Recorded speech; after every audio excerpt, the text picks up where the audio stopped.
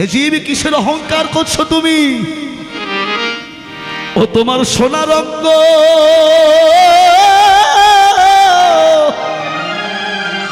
একদিন হবে রে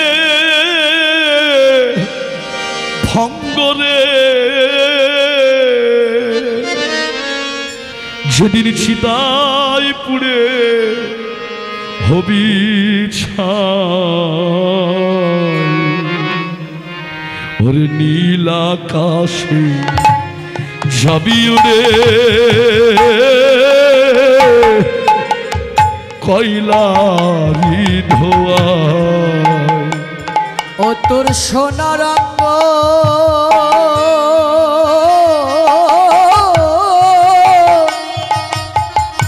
হবে রে ভঙ্গ রে, যেদিন চিতায় পুড়ে হবি ছাই।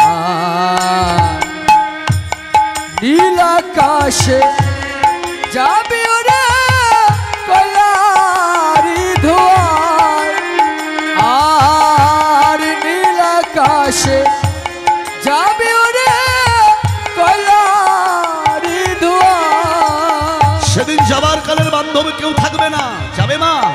আজকে দেখুন, যাদের জন্য এই দেহ ক্ষয় করলেন, যাদের জন্য সারাটা জনম নষ্ট করলেন, যে ভালোবাসার মানুষদের জন্য সারাটা জনম ভজন নষ্ট করলেন, জয়রাভে সেই আপনজন যারা বন্ধু বান্ধব যেদিন এই খাঁচা ছেড়ে পাখি উড়াল দিয়ে চলে যাবে, তারা কি করবে জানো ও মায়েরা? সেদিন জ্বালবে এই অঙ্গ খুঁজে খুঁজে, মারবে বাড়ি এই হাড়ের কেটে রে। চালিবে অঙ্গ খুঁজে খুঁজে, মারবে বাড়ি হাড়ের গিঠে রে। সেদিন পিঠের চামড়া তোমার যাবে রে ফেটে রে। সেদিন পিঠের চামড়া যাবে রে ফেটে রে। সেদিন হাত বুলাবে কে তোর গায়, ওই নীল আকাশে গৌর হরি হরি বল। কয়লারি ধোঁয়ায়, আর নীল আকাশে যাবি ওরে কয়লারি ধোঁয়ায়। জয়রাভে সেদিন যাবার কালে কেউ যাবে না। সেদিন খালি হাতে এসেছিলাম, আবার খালি হাতেই জগৎ থেকে বিদায় নিয়ে যেতে হবে। যত অহংকার, যত ভালোবাসা সব এখানে পুড়ে ছাই হবে। হরি বল। সঙ্গে কি নিয়ে যাব জানো মা? খালি হাতে এসেছিলাম, কিন্তু যাবার বেলা আমার আপনার সঙ্গে একটা জিনিস যাবে বাবা। সেটা কি জানো? সেদিন কৃষ্ণ নাম যাবে, আরে প্রাণে যাবে। সেই দিন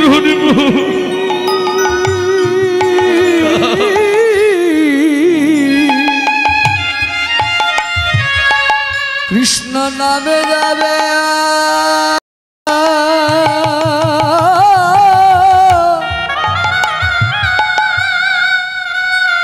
এই প্রাণী যাবে। যেদিন এই খালি খাঁচা ওই তুলসী তলায় যেদিন পড়ে যাবে,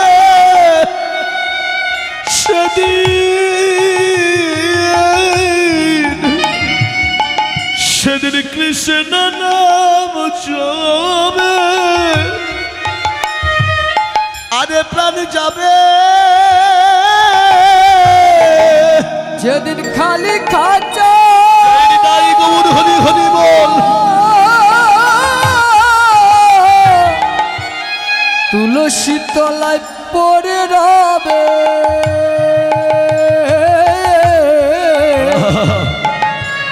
যেদিন কৃষ্ণ নামে যাবে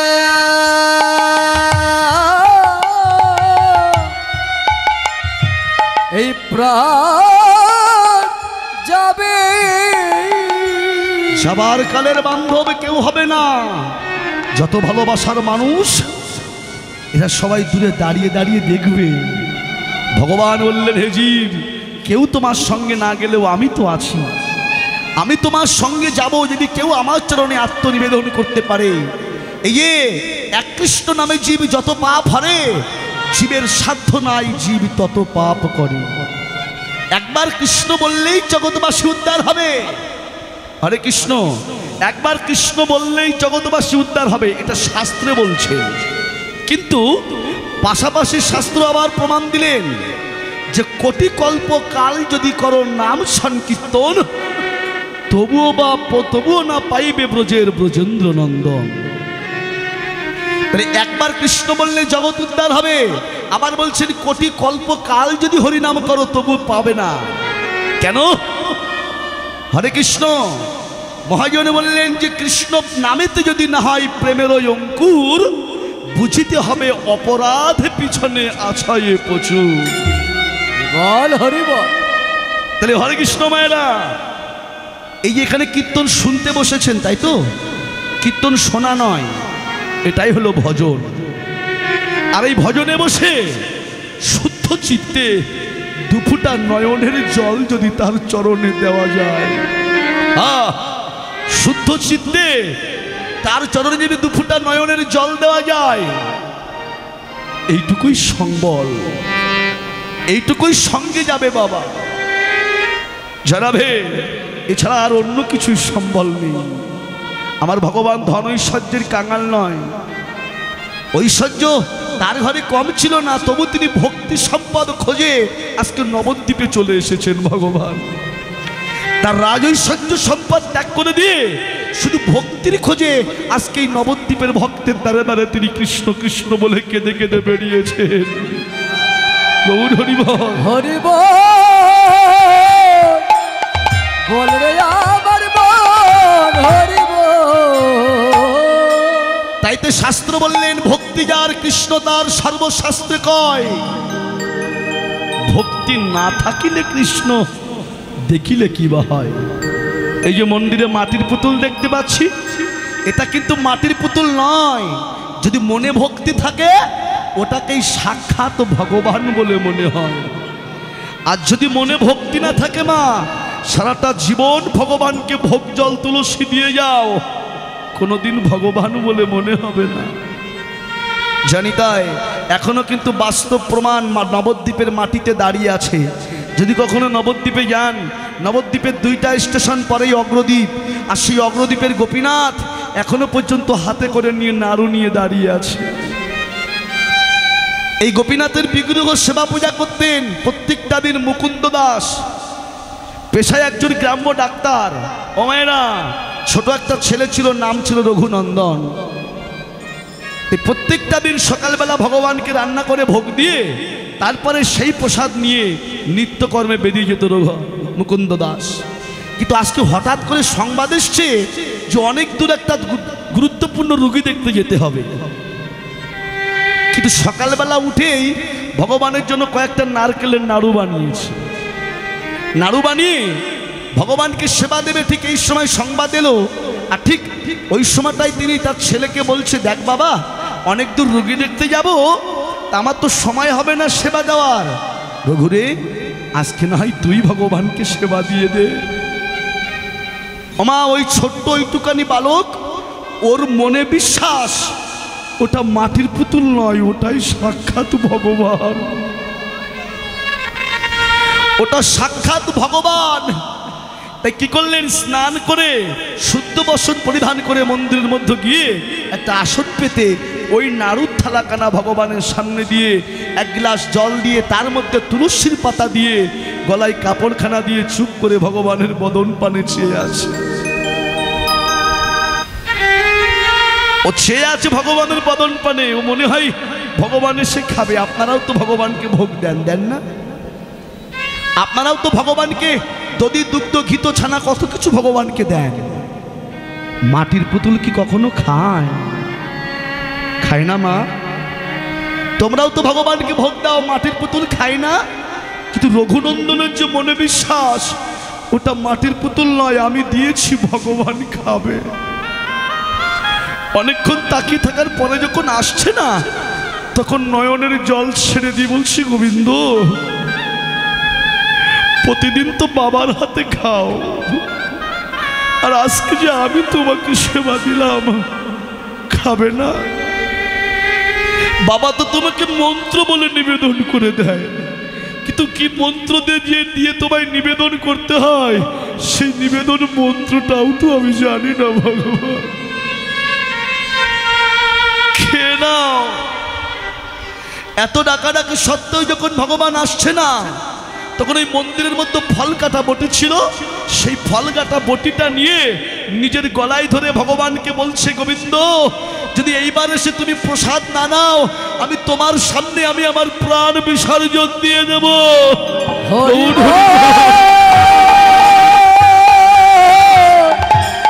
বল রে আমার মন হরি বল। আর কি ভগবান থাকতে পারে? ওই মাটির পুতুল থেকে ভগবান বেরিয়ে এসে রঘুনন্দনকে বুকের মধ্যে জড়িয়ে ধরে বলছে, রঘুরে আমি আজকে তোর ভক্তির কাছে হেরে গেছি। রঘু, ভক্তির কাছে আমি হেরেছি।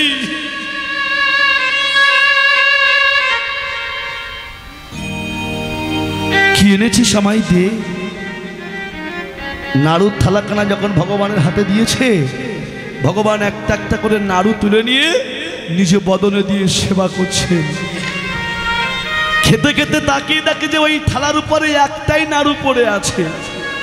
ভগবান যখন ওটাও তুলে নিয়ে মুখে দিতে যাবে, এমন সময় রঘুনন্দন পেছন দিক থেকে হাত খামা এটা ধরেছে, দাঁড়াও,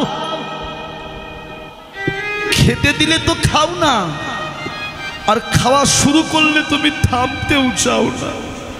অন্তত একটা নাড়ু রেখে দাও, যেটা বাবাকে আমি প্রসাদ হিসেবে দিতে পারি।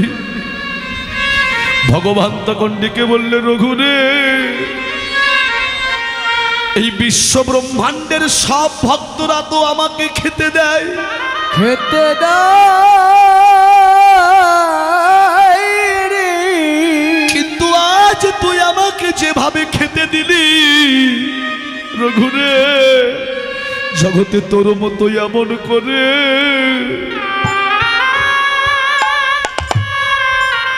আমায় কেউ খাওয়াই না। জগতে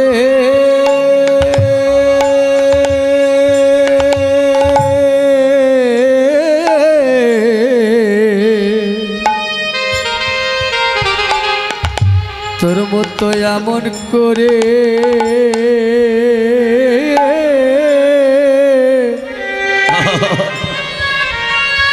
আমায় কেউ খাওয়া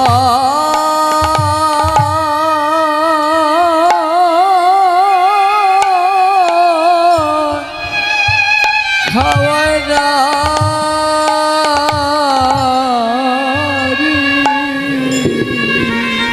ওরে এমন নয়নের জল আজ প্রেম ভক্তি দিয়ে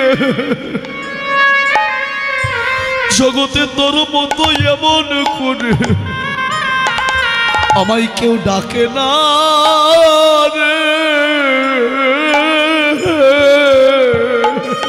দুটি নয়নের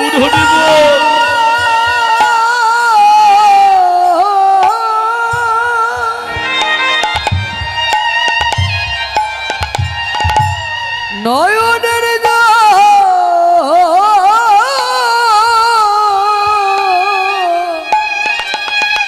প্রেম ভক্তি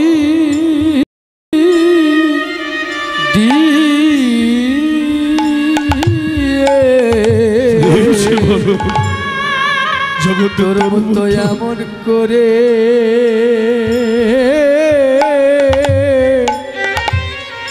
আমায় কেউ খাওয়া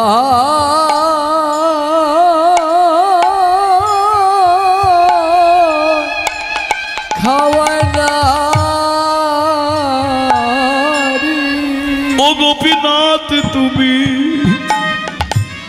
তুমি খাও বলে জগতে তোর মতো এমন করে আমায় কেউ ডাকে না।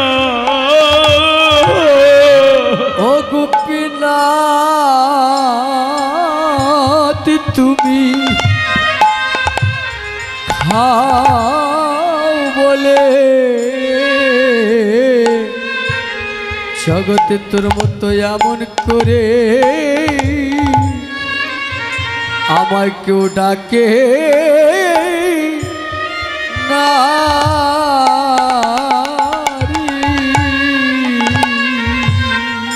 ওগো গোপীনাথ তুমি ওগো খাও বলে আমায় আমায় এমন করে কেউ খাওয়াই না। রাধে জনমের মতো সপে দিয়ে আমায় কেউ ডাকে না এমন করে। তাই জগতে ভক্তি যার ভগবান তার সর্বশাস্ত্রে কয় ভক্তি না থাকিলে কৃষ্ণ দেখিলে কি বা হয়।